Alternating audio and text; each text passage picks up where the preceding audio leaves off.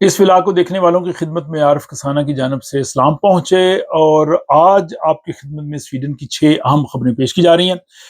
پہلی خبر یہ ہے کہ ایک شخص جو کہ یہاں پہ بیماری کی چھٹی پہ تھا، اور اس نے کہا جی کہ میری کمر میں شدید تکلیف ہے، میں بیٹھ بھی نہیں سکتا، کام بھی نہیں کر سکتا، اور اس کے بعد اس نے ظاہر ہے وہ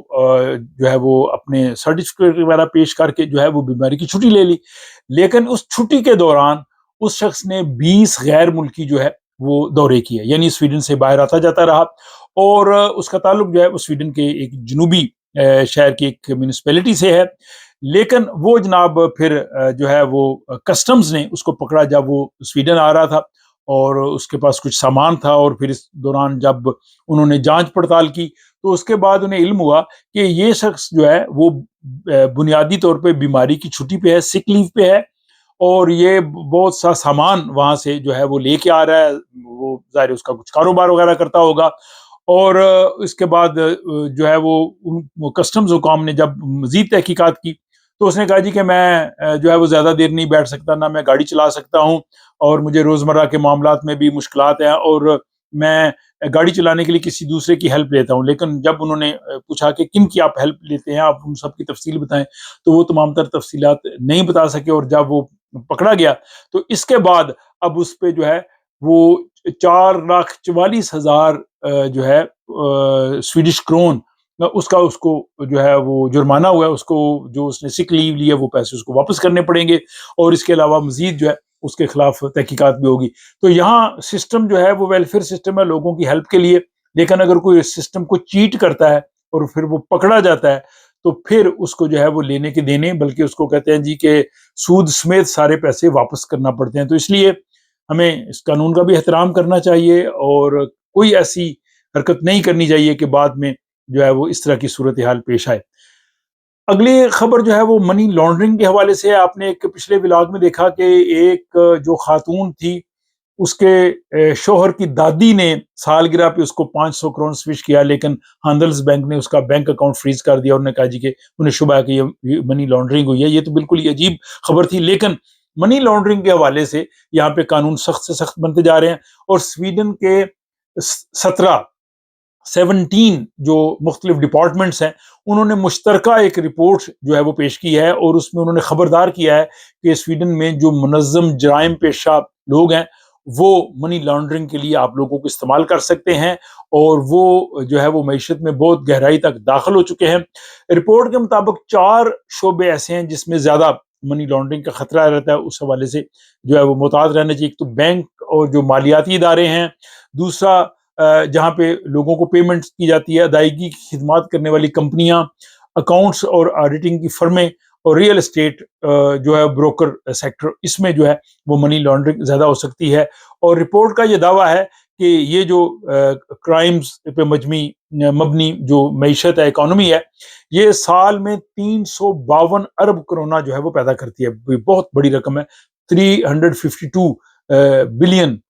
جو ہے وہ کرون جو ہے وہ پیدا کرتی ہے۔ اور حکام کے مطابق مجرم اکثر دوسرے لوگوں کی شناخت یوز کرتے ہیں۔ یہاں یہ پہلے بھی کہا گیا کہ آپ اپنی بینک آئی ڈی بالکل اپنے پاس رکھیں، آپ کی بینک آئی ڈی آپ کا کوئی دوسرا شخص، ایون آپ کا جو باس ہے، اگر آپ ملازم ہیں، کوئی بھی پرائیویٹ کمپنی میں بھی وہ آپ کی بینک آئی ڈی یوز نہیں کر سکتا۔ اگر بینک آئی ڈی یوز کرے گا تو وہ آپ فوری طور پہ پولیس کو اطلاع کر سکتے ہیں، اور آپ اس کو منع کر سکتے ہیں کہ آپ میری بینک آئی ڈی یوز نہ کریں۔ تو وہ جناب آپ کی بینک آئی ڈی یوز کرتے ہیں، آپ کے نام سے جعلی اکاؤنٹ کھلواتے ہیں، اور ان سے جناب پیسے جو ہے پھر اس میں وہ یوز کرتے ہیں۔ تو اگر کوئی بھی شخص اس قسم کے معاملات میں پھنس گیا تو کل کو یہ نہیں کہہ سکتا کہ جی میرا قصور نہیں ہے، مجھے جو ہے وہ کمپنی کے مالک نے کہا تھا، یا انہوں نے میرے نام پہ اکاؤنٹ کھلوایا۔ اگر ایسی صورتحال ہے تو آپ اپنے آپ کو بچائیں، اور آپ پولیس کی مدد لے سکتے ہیں۔ پھر جناب یہ ہے کہ سویڈن میں یہ خبر ہے کہ یہود مخالف رویہ جو ہے وہ اس میں کافی اضافہ ہوا ہے۔ 2020 سے 2025 کے درمیان انہوں نے دیکھا ہے کہ اس میں کافی زیادہ اضافہ دیکھنے میں آیا ہے۔ اگلی خبر یہ ہے کہ ایک مسلمان خاتون کو نوکری کی جب اس نے اپلیکیشن دی، اس پہ میں نے ولاگ بھی بنایا تھا، اور اس سے یہ پوچھا گیا کہ تم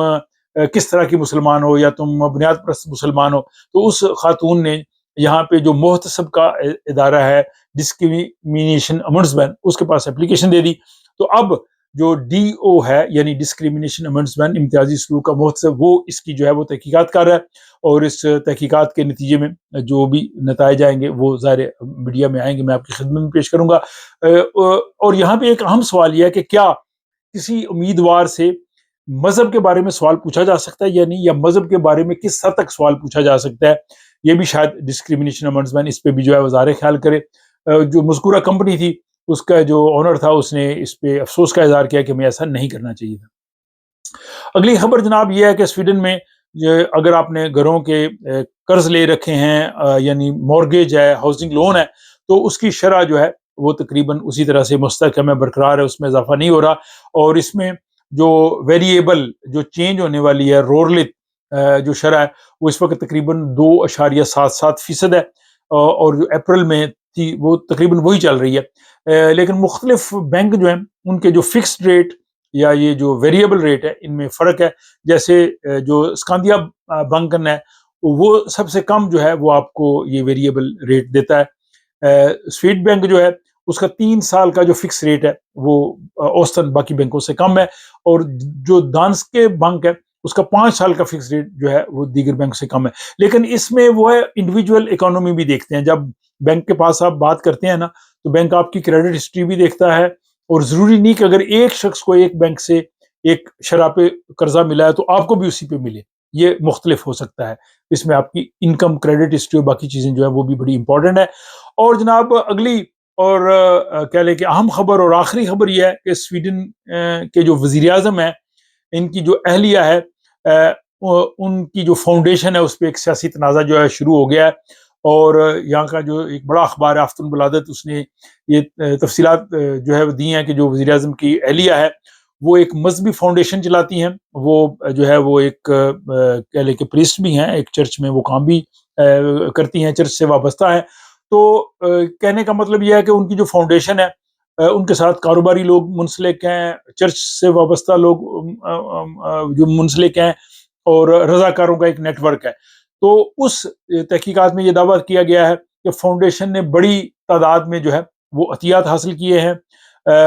متعدد بااثر افراد جو ہے وہ رضاکارانہ طور پہ ان پہ کام کرتے ہیں، اور بعض ملاقاتیں جو اس نوعیت کی جو ہے وہ وزیر اعظم کی سرکاری رہائش گاہ پہ بھی ہوئی ہیں، اور چرچ سے وابستہ اداروں نے مختلف نوعیت کی مدد لی ہے۔ اس پہ اپوزیشن کی جو سب سے بڑی جماعت ہے سوشل ڈیموکریٹ، انہوں نے آزادانہ تحقیقات کا مطالبہ کیا ہے، اور لیکن دوسری جانب جو فاؤنڈیشن ہے اس نے کہا جی کہ جو کچھ بھی ہم نے کیا وہ قانون کے مطابق کیا ہے، اور تمام ہمارے جو رضاکاران ہیں جو والنٹریلی کام کرتے ہیں وہ ذاتی دلچسپی سے کام کرتے ہیں۔ تو یہاں یہ حقیقت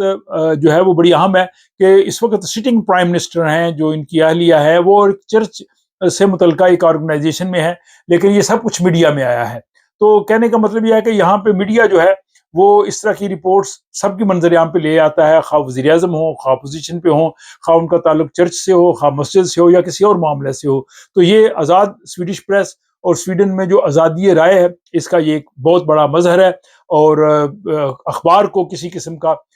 جو ہے وہ اس میں تعامل نہیں ہوا کہ وہ اس قسم کی تحقیقات کی رپورٹ کو پبلش کرے۔